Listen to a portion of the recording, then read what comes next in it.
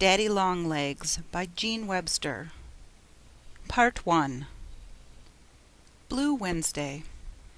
The first Wednesday in every month was a perfectly awful day, a day to be awaited with dread, endured with courage, and forgotten with haste. Every floor must be spotless, every chair dustless, and every bed without a wrinkle. 97 squirming little orphans must be scrubbed and combed and buttoned into freshly starched ginghams, and all 97 reminded of their manners and told to say "Yes, sir," "No, sir," whenever a trustee spoke. It was a distressing time, and poor Jerusha Abbott, being the oldest orphan, had to bear the brunt of it.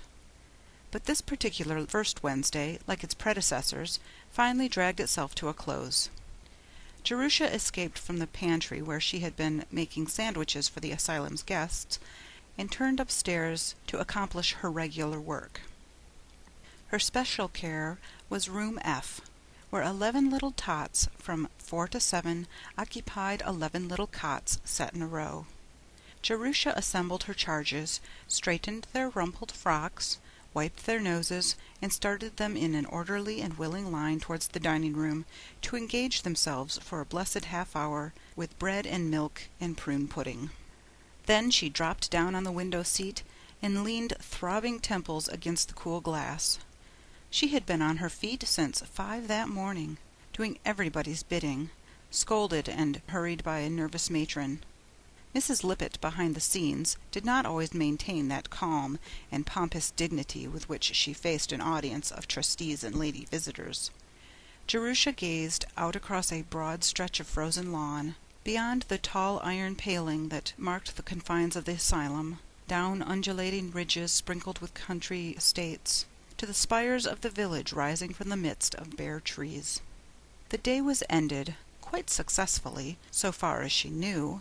The trustees and the visiting committee had made their rounds, and read the reports, and drunk their tea, and now were hurrying home to their own cheerful firesides to forget their bothersome little charges for another month. Jerusha leaned forward, watching with curiosity and a touch of wistfulness the stream of carriages and automobiles that rolled out of the asylum gates. In imagination she followed first one equipage, then another, to the big houses dotted along the hillside. She pictured herself in a fur coat and a velvet hat, trimmed with feathers, leaning back in the seat and nonchalantly murmuring "Home" to the driver. But on the door-sill of her home the picture grew blurred. Jerusha had an imagination Mrs. Lippett told her, that would get her into trouble if she didn't take care. But keen as it was, it could not carry her beyond the front porches of the houses she would enter. Poor, eager, adventurous little Jerusha, in all her 17 years, had never stepped inside an ordinary house. She could not picture the daily routine of those other human beings who carried on their lives undiscommoded by orphans. "Jerusha Abbott, you are wanted in the office, and I think you'd better hurry up." Tommy Dillon, who had joined the choir, came singing up the stairs and down the corridor, his chant growing louder as he approached room F. Jerusha wrenched herself from the window and refaced the troubles of life. "Who wants me?" she cut into Tommy's chant with a note of sharp anxiety. "Mrs. Lippett in the office, and I think she's mad.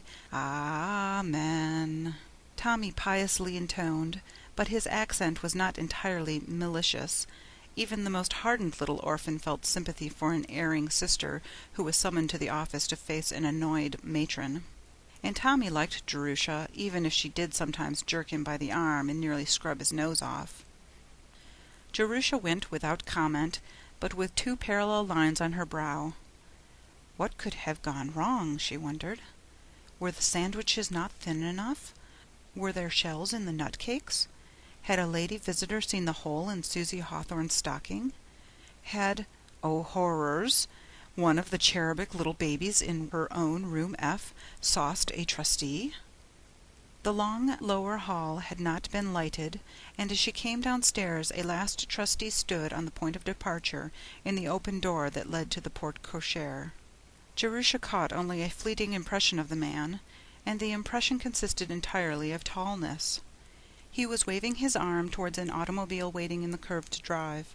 As it sprang into motion and approached, head-on for an instant, the glaring headlights threw his shadow sharply against the wall inside. The shadow pictured grotesquely elongated legs and arms that ran along the floor and up the wall of the corridor. It looked for all the world like a huge, wavering daddy-long-legs. Jerusha's anxious frown gave place to quick laughter.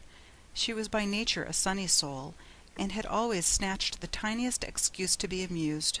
If one could derive any sort of entertainment out of the oppressive fact of a trustee, it was something unexpected to the good. She advanced to the office quite cheered by the tiny episode, and presented a smiling face to Mrs. Lippett. To her surprise, the matron was also, if not exactly smiling, at least appreciably affable.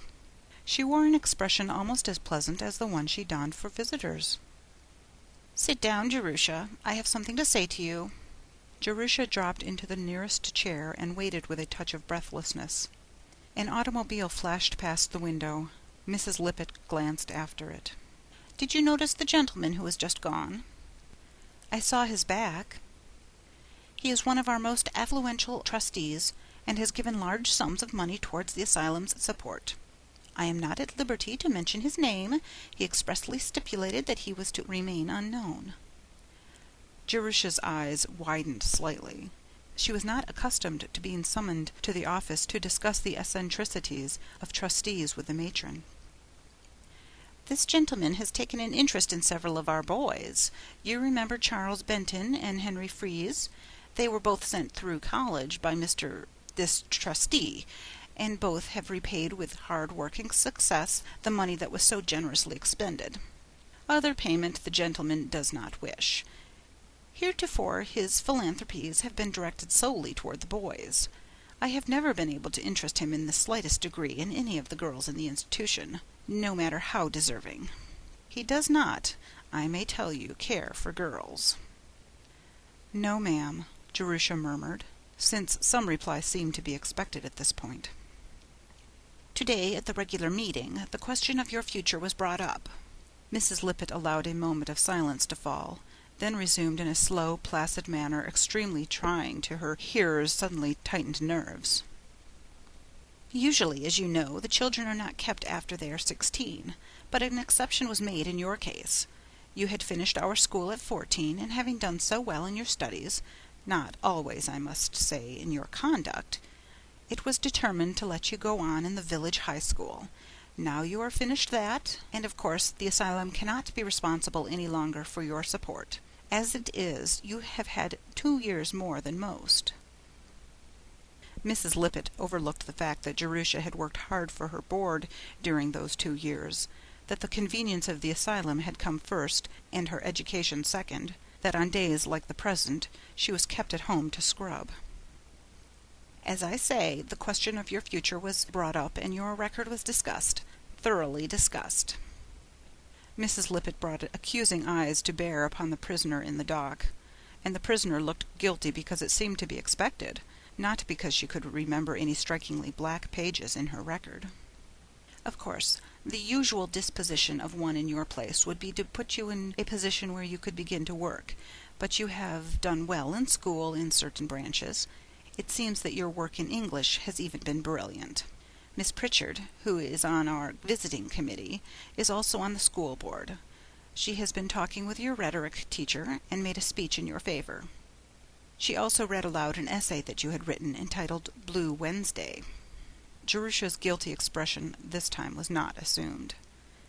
"It seemed to me that you showed little gratitude in holding up to ridicule the institution that has done so much for you. Had you not managed to be funny, I doubt if you would have been forgiven. But, fortunately for you, that is, the gentleman who has just gone, appears to have an immoderate sense of humor. On the strength of that impertinent paper he has offered to send you to college." "To college?" Jerusha's eyes grew big. Mrs. Lippett nodded. "He waited to discuss the terms with me. They are unusual. The gentleman, I may say, is erratic.